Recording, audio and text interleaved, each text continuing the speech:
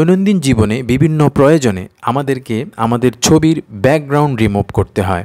সেই background remove করতে গেলে আমাদের বিভিন্ন হ্যাসেল পোহাতে হয়। আজকের এই ভিডিওতে আমি কিভাবে ছবির সেটা ব্ল্যাক অ্যান্ড হোয়াইট হোক বা কালারফুল হোক, যে কোনো ছবির ব্যাকগ্রাউন্ড কিভাবে রিমুভ করতে হয় এই ভিডিওতে কিন্তু সেটি দেখাবো। পাশাপাশি একটা ছবিকে আপনি কিভাবে ফিল্টার করবেন বা অ্যাডজাস্ট করে নেবেন সেই বিষয়ে কিন্তু এই ভিডিওতে আলোচনা করব। সো সুপ্রিয় দর্শক, ভিডিওর সাথেই থাকুন এবং চ্যানেলটিকে সাবস্ক্রাইব করে থাকুন এরকম আরও গুরুত্বপূর্ণ ভিডিও পাওয়ার জন্য। So let's get started. First of all মোবাইলের প্লে স্টোরে চলে যাবেন। প্লে স্টোরে গিয়ে লিখবেন ইনশর্ট লেখার পর প্রথমেই এক লেখা চলে আসবে, দেখুন ইনশর্ট এডিটর ভিডিও। হ্যাঁ, এটাতে ক্লিক করে দিবেন। করে দিলেই একটি অ্যাপ আপনার সামনে ওপেন হয়ে যাবে। দেখুন এক্স্যাক্টলি লোগোটা এরকম। লোগোটা আপনাকে দেখে নিতে হবে কারণ এই ধরনের আরও অ্যাপ থাকতে পারে। সো এই যে দেখুন এই আইকনের যেই অ্যাপটি রয়েছে এটাকে আপনি আপনার মোবাইলে ইনস্টল করে নেবেন। আমার যেহেতু অলরেডি ইনস্টল করা আছে এই জন্য এখানে ওপেন দেখাচ্ছে, আপনার ইনস্টল দেখাবে। সো সেটা ইনস্টল করার পর আপনি এখানে ওপেন করে দিবেন। ওপেন হয়ে গেলে দেখেন এখানে কিন্তু কয়েকটি অপশন রয়েছে। আপনি যদি চান ভিডিও এডিট করতে তাহলে এখান থেকে ভিডিও এডিট করতে পারবেন, আর যদি চান না আমি ফটো এডিট করবো তাহলে ফটোতে ক্লিক করতে হবে। আমি যেহেতু ফটো নিয়ে এখানে দেখাবো, সো ফটোকে আমি ক্লিক করে দিলাম। হ্যাঁ, ফটোতে ক্লিক করে দেওয়ার পর এখানে কয়েকটি অপশন আপনাকে দেখাবে। আপনি প্রিভিয়াস যে কাজগুলো করেছেন তার প্রত্যেকটি এখানে পর্যায়ক্রমে থাকবে উইথ ডেট। আর আপনি যদি নতুন কোনো কাজ করতে চান বা নতুন কোনো প্রজেক্ট নিয়ে কাজ করতে চান তাহলে এই যে নিউ রয়েছে আপনি জাস্ট নিউতে ক্লিক করে দিবেন। এখানে প্লাস আইকন রয়েছে ঠিক ডান পাশে, এই প্লাস আইকনে আপনাকে ক্লিক করে দিতে হবে। আমি প্লাস আইকনে ক্লিক করে দিলাম। প্লাস আইকনে ক্লিক করে দেওয়ার সাথে সাথে আপনি চাইলে এখান থেকে যে ছবি নিয়ে কাজ করবেন এক্স্যাক্টলি সেই ছবিটাকে আপনি সিলেক্ট করবেন, অর্থাৎ আপনার গ্যালারি থেকে। তো আমি একটি ছবিকে এখান থেকে ক্লিক করে নিচ্ছি আপনাদেরকে দেখানোর সুবিধার্থে।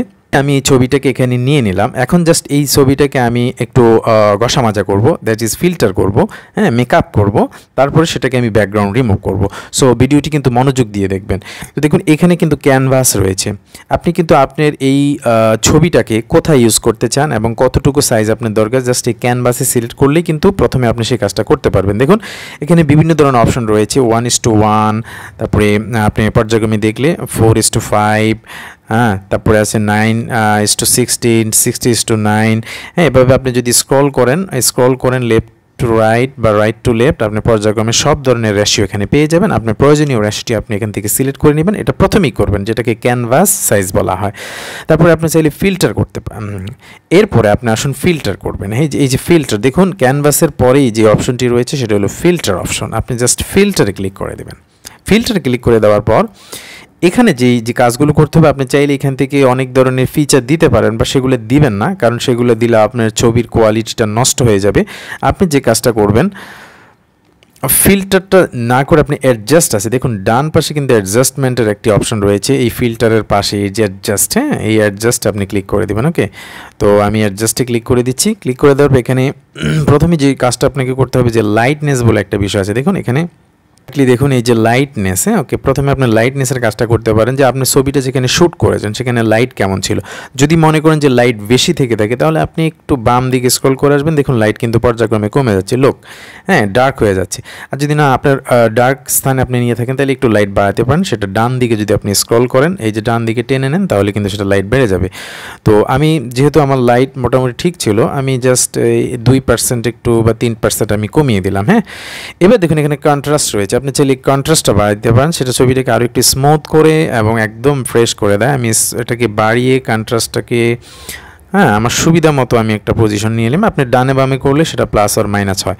আমি এই পর্যায়ে নিয়ে দেখুন ছবিটা আগের চেয়ে অনেক বেশি ব্যাটার মনে হচ্ছে, অনেক বেশি স্মুথ এবং অনেক বেশি স্বচ্ছ মনে হচ্ছে বা ট্রান্সপারেন্ট মনে হচ্ছে। এবার আমি স্ক্রল করে এখানে আরও ধরনের অপশন রয়েছে, টিন কালার দিতে পারেন, স্যাচুরেশন দিতে পারেন, আমি কার্ভ যে গিয়ে আপনি বিভিন্ন ধরনের কালার কম্বিনেশন করতে পারেন, HSL রয়েছে, তো বিভিন্ন ধরনের অপশন রয়েছে, হাইলাইট করতে পারেন, সব কিছু এখানে রয়েছে। তো আমি এখানে আরেকটা কাজ দেখাবো, বেশি কিছু করব না, স্যাচুরেশনটা আমি একটু বাড়িয়ে দিব। হ্যাঁ, অর্থাৎ স্যাচুরেশন বলতে হলো আপনার যতগুলো কালার রয়েছে আপনার ছবিতে সেগুলো কিন্তু আরও বেশি হাইলাইট করবে, আরও বেশি ফুটিয়ে তুলবে। এই যে আমার ছবিতে যত কালার রয়েছে, তো আপনি ডানে বামে নিলে অ্যাজ ইউজুয়াল সেটা বাড়বে অথবা কমবে। আমি কি করব, একটু একটু ডান দিকে নিয়ে, বেশি দিব না, কারণ বেশি দিলে দেখুন ছবিটা একদম বিশ্রী হয়ে যাবে, একদম লাল হয়ে গেছে। হ্যাঁ, মানে সব কালার ফুটে উঠেছে সেখানে। আমি জাস্ট কয়েকটা % দিব, জাস্ট এই যে ধরুন হালকা একটু আমি বাড়িয়ে দিচ্ছি, 2, 3 বা 4, 5, আমি দেখবো বাড়িয়ে 8। হ্যাঁ, আমার কাছে 8ই মনে হচ্ছে বেস্ট, বা 7, এরকম পজিশন আপনার ছবির অবস্থা বুঝে বা কালারের ছবির সাথে যে কালার আছে সেটাকে ম্যাচার করে কিন্তু আপনি এই কাজগুলো করবেন। তো আমার অ্যাডজাস্ট করা শেষ। অ্যাডজাস্ট করা যখন হয়ে যাবে, দেখুন এই ছবিটা আগে থেকে অনেক বেশি বেস্ট বা ব্যাটার লাগছে। এখন আপনাকে ব্যাকগ্রাউন্ড রিমুভ করতে হবে। হ্যাঁ, এর জন্য কী করতে হবে, আপনাকে জাস্ট একটু স্ক্রল করে এদিকে আসবেন, আসলেই দেখুন এখানে কাট আউট নামে একটি অপশন রয়েছে। এই যে দেখুন কাট আউট। হ্যাঁ, আমি আপনাদেরকে রেড মার্ক করে দেখেছি কাট আউট। এই অপশনটাতে যখন আপনি ক্লিক করবেন তাহলে দেখুন কাট আউট করে অটোমেটিক্যালি আপনার ব্যাকগ্রাউন্ডটা চলে যাবে। আমরা জাস্ট একটু ওয়েট করব।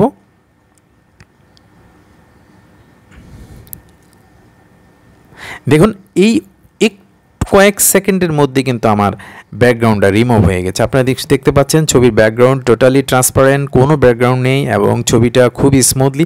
এখন বলবেন যে ছবিটা একটু কালারফুল কমে গেছে, না, আপনি যখন এটা সেভ করবেন সেটা কিন্তু পুরো অবস্থায় ফিরে আসবে। তার আগে বলে রাখি, আপনারা অনেকে ছবি দিয়ে স্ট্রোক ইউজ করতে চান চারপাশে। স্ট্রোক ইউজ করার সুবিধাটা কি, সেটা হলো যে আপনার ছবিটা যদি আশেপাশে একটু কেটে যায় বা ব্যাকগ্রাউন্ড করতে গিয়ে যদি কোনো একটু ধরনের এদিক সেদিক হয়ে যায়, তাহলে যদি আপনি স্ট্রোকটা ইউজ করেন, এই দেখুন স্ট্রোক ইউজ করার জন্য আপনি কী করতে হবে, ঠিক এখানে একটা ম্যান আইকন রয়েছে, ঠিক একদম লাস্টে দেখুন ডান পাশে এই যে ম্যান আইকনটা। হ্যাঁ, এই ম্যান আইকনটিতে যদি আপনি ক্লিক করেন